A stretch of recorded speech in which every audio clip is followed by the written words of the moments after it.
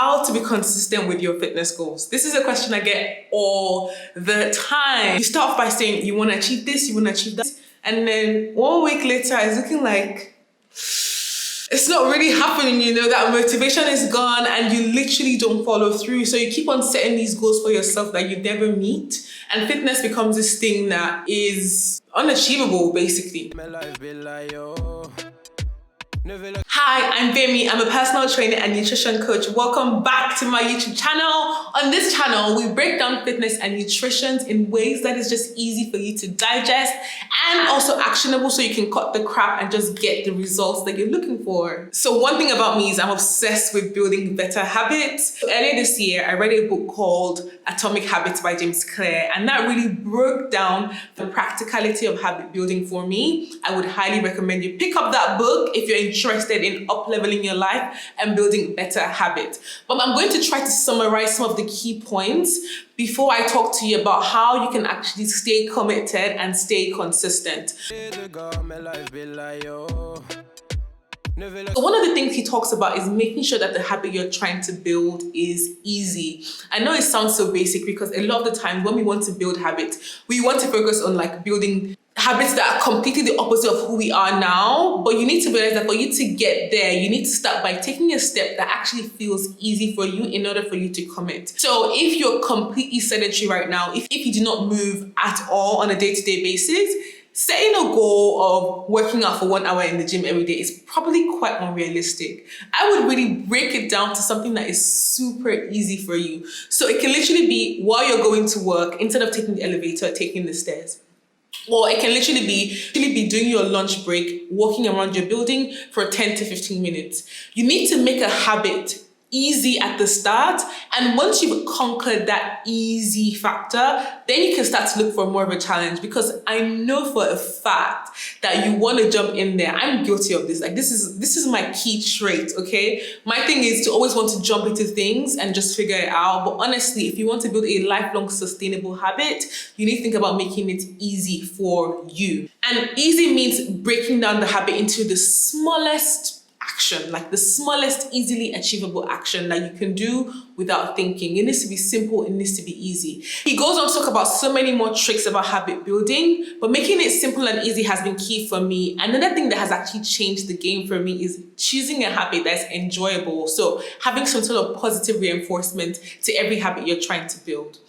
When it comes to working out, fitness especially, I don't know, there is this misconception that it's like punishment, you need to suffer, it needs to be horrible. Girl, I'm here to tell you that you can get your results without suffering. It doesn't need to be, you don't need to suffer, honestly. Of course, when we want to achieve certain goals, we do need to make some sort of sacrifice. There needs to be a certain level of discipline, but it doesn't need to be a suffering process, okay? There are so many ways to move your body. There's strength training, there's HIIT, there's dance, there's yoga, Pilates. I'm a big believer in reminding people that there is so many ways to move your body. And I'm 100% sure that there is one movement style out there for you. Even if it's just walking your pet, even if it's just going for a walk, even if it's swimming, whatever the case may be, there is a movement pattern, a movement style that you will find enjoyable. So I would highly, highly recommend that you start to experiment. Anyway, I'm rambling on. I'm going to just give you now 5 power tips to help you stay committed to the fitness goals you set for yourself.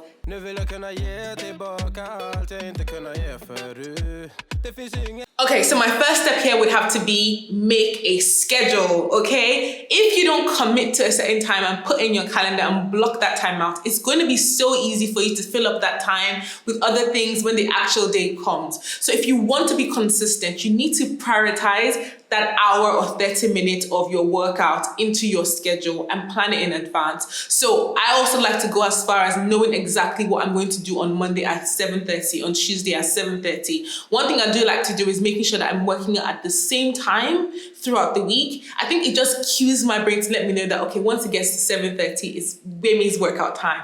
So that's a useful tip that you need to do. So plan your schedule and block out that time. And also let your friends and family know that, okay, at this certain time, they cannot call you, or they cannot invite you to dinner or breakfast or whatever because you're going to be at the gym. It sounds a bit strict, but honestly, it really does work. Another thing that you need to be doing when it comes to planning your schedule is knowing exactly what workout you're going to do at the gym on the day, because you don't want to get to the gym and then be like, oh God, what am I doing today? So if you know that you want to cycle at 7:30 on Monday, and on Tuesday you want to do a leg day at the gym, and then on Wednesday you want to do yoga, and then Thursday you want to dance. Actually, that sounds like a very nice week of workout. But essentially, knowing ahead of time what it is that you want to achieve out of that hour that you block for yourself will help you so much when it comes to staying consistent, because you can also look forward to it. So this is a huge part of choosing movements that you actually enjoy, because when you know that you're going to go and do this thing on this end day, you can kind of look forward to it, and it's going to be that much harder to take it off your schedule.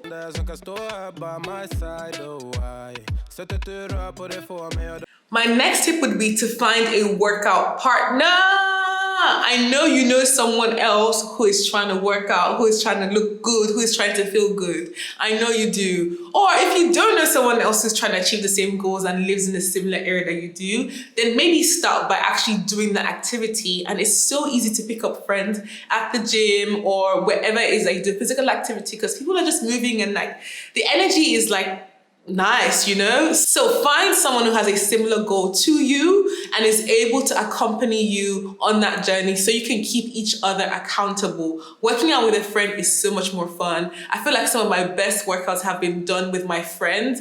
Depending on time to time though, I do like my solo workouts as well. But in the beginning, when I first got into the gym, whenever I've got into any sport, because I like to do different style of sports. Every time I'm trying a new sport or a new style of working out, I've always done it with a friend, and that's what's made things stick, to be honest. And then once I start to feel comfortable or my friend's schedule changes from mine, whatever the case may be, I'm not able to continue progressing on my own, but to start building that habit, to create that accountability is so much easier when you have someone else doing it with you.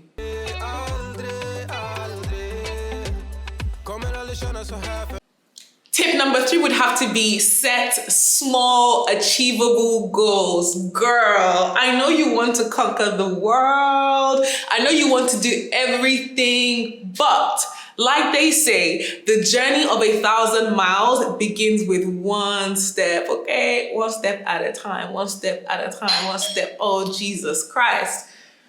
No matter how big the challenge is, no matter what your fitness goals are, like if you want to build a certain skill, if you want to increase your speed, you want to increase your strength, or you want to reduce your weight, whatever that big goal is, think about how you can really break it down into a small step that you can do day to day till you see the results that you're looking for.